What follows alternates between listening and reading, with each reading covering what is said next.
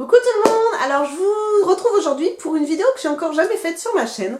C'est ma vidéo routine capillaire, donc c'est vrai que j'en avais jamais parlé. Je vous parle toujours de mon maquillage, de mes vêtements, des choses comme ça, mais tout ce qui est pour mes cheveux, c'est vrai que je vous en avais jamais parlé, donc je me suis dit pourquoi pas le faire, peut-être que ça pourrait vous plaire. D'ailleurs n'hésitez pas à me mettre vos réactions en commentaire, ça me ferait plaisir de savoir si cette vidéo vous plaît.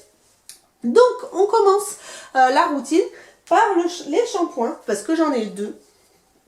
Vous savez que, comme je l'ai fait dans une vidéo, comme je l'ai dit dans une vidéo précédente, j'ai du psoriasis sur le cuir chevelu. Et c'est vrai que je ne veux pas utiliser, je ne veux plus utiliser de produits corticoïdes ou à base de goudron, des choses très fortes et puis qui abîment les cheveux. Donc du coup l'alternative que j'ai trouvée, ce sont les shampoings Head & Shoulder que je trouve vraiment partout. Celui-ci je l'ai trouvé chez Lidl, c'est le Sensitive à l'aloe vera et je l'utilise au moins un shampoing sur deux pour effectivement calmer les gratouillis et exfolier le crâne, éviter qu'il y ait trop de pellicule, éviter que ça fasse cracra. Et c'est vrai que je trouve que sur moi ça marche relativement bien si je l'utilise quasiment à chaque shampoing. Je vous les conseille et ça n'abîme pas du tout le cheveu, en tout cas sur les miens ça ne fait rien. Donc c'est pour ça que cette gamme là, Head & Shoulder, je la trouve géniale. Si vous avez du psoriasis pas trop étendu, ça peut vous aider, voilà. Et ensuite, là en ce moment, c'est ma maman qui me l'a donné. C'est la gamme Kératine de chez Furterer. Donc elle me l'a donné parce qu'elle trouvait que ça alourdissait ses cheveux. Et du coup, moi je me suis mis à le tester et je le trouve pas mal. Il y a une chose à savoir, il faut vraiment lire des fois derrière les tubes, c'est qu'il faut le laisser poser un petit peu. C'est-à-dire vous l'émulsionnez bien, vous le posez. Vous ajoutez un petit peu d'eau, vous l'émulsionnez et vous le laissez poser 3 à 5 minutes. Pour que, je suppose que c'est pour que la kératine adhère bien aux cheveux. Et c'est vrai que même juste avec le shampoing, on sent une différence quand on rince le shampoing. Au niveau de la douceur des cheveux, je trouve que mes cheveux sont plus doux quand je rince ce shampoing-là qu'avec d'autres shampoings. Même shampoing pour cheveux colorés, etc. Sans parler du Kerastase que j'utilise au quotidien. Mais je trouve que celui-ci, il donne une douceur supplémentaire à mes cheveux. Alors au niveau de la brillance, etc., je pourrais pas vous dire, je vois pas une grosse différence, sachant que j'utilise un nouveau masque en même temps. Donc est-ce que c'est ça? Est-ce que c'est le masque? Je ne sais pas. Mais en tout cas, c'est vrai que rien que quand je le rince, il y a une douceur qui est là. Et ce qu'il faut aussi savoir, c'est que c'est sans sulfate. Sans sulfate. Donc voilà, ça aussi c'est bon à savoir. Franchement, c'est un très bon produit. J'essaierai de vous mettre les prix quelque part par là parce que comme je ne l'ai pas payé, ça pourrait quand même être intéressant pour vous de le savoir. C'est un 200 ml, il ne faut pas en mettre des tonnes parce que c'est assez concentré. Comme c'est la marque Furterer, celles qui connaissent savent que il n'y a pas besoin d'en utiliser 36 tonnes. C'est un peu comme Kerastase, il n'y a pas besoin d'en utiliser beaucoup pour que le résultat soit là.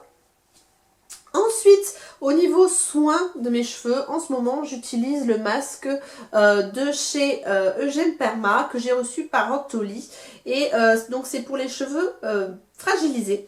C'est dans la gamme essentielle Kératine et c'est le masque. Alors, celui-ci, il faut le laisser poser 5 à 10 minutes. Et c'est vrai que je trouve que mes cheveux sont plus doux. Alors, je l'ai utilisé 3-4 fois. Je trouve que mes cheveux sont plus doux avec. Alors, pas extraordinairement plus doux par rapport à un autre masque régénérant pour les cheveux cassants parce que j'en utilise relativement beaucoup. Il est bien. C'est pas quelque chose d'extraordinaire comme j'ai pu tester chez Kerastase. Ils ont une gamme magnifique. Je sais plus comment elle s'appelle. J'essaierai de vous mettre le nom quelque part par là. Ils ont une gamme rose un peu nacrée qui est formidable. Et j'essaie de trouver un équivalent mais moins cher. Et malheureusement, je n'arrive pas à trouver. Alors ce masque-là est très très bien. Je vous mettrai le prix quelque part par là. Mais bon, c'est pas quelque chose de sensationnel, miraculeux, etc.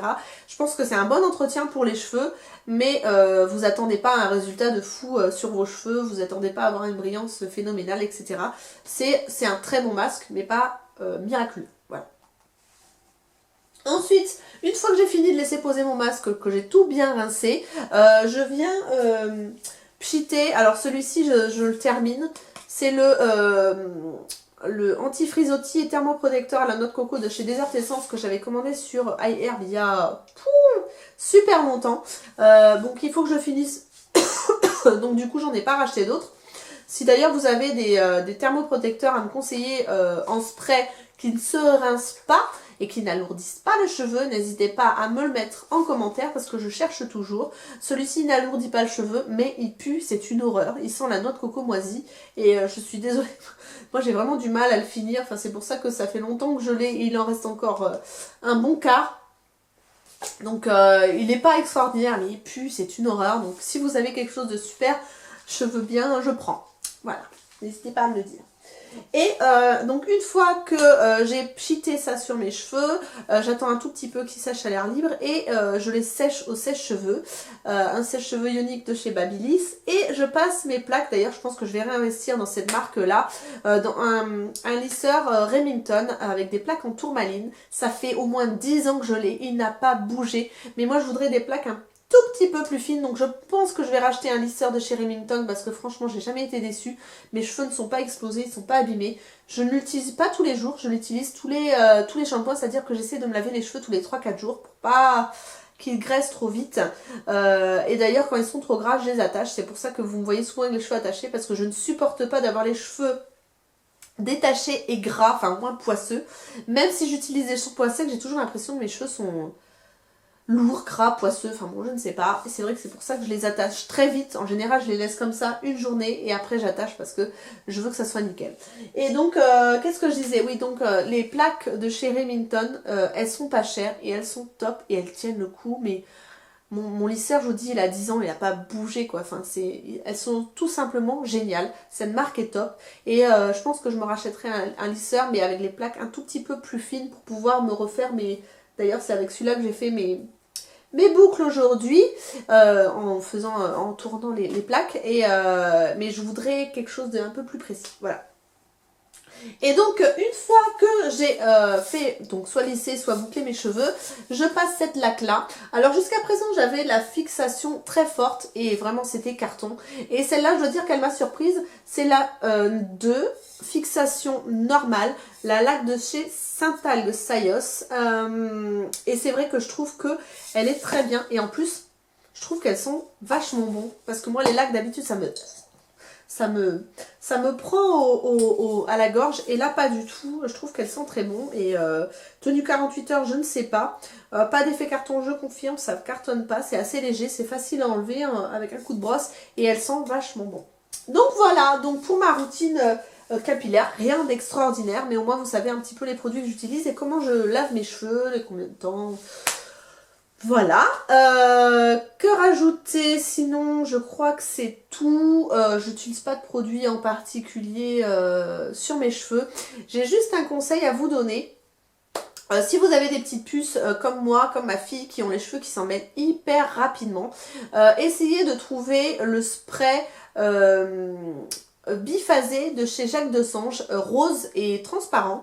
Vous le secouez bien, et il est normalement pour les cheveux colorés, mais c'est vrai que j'ai mis sur ma fille et c'est la seule chose qui arrive à lui démêler les cheveux.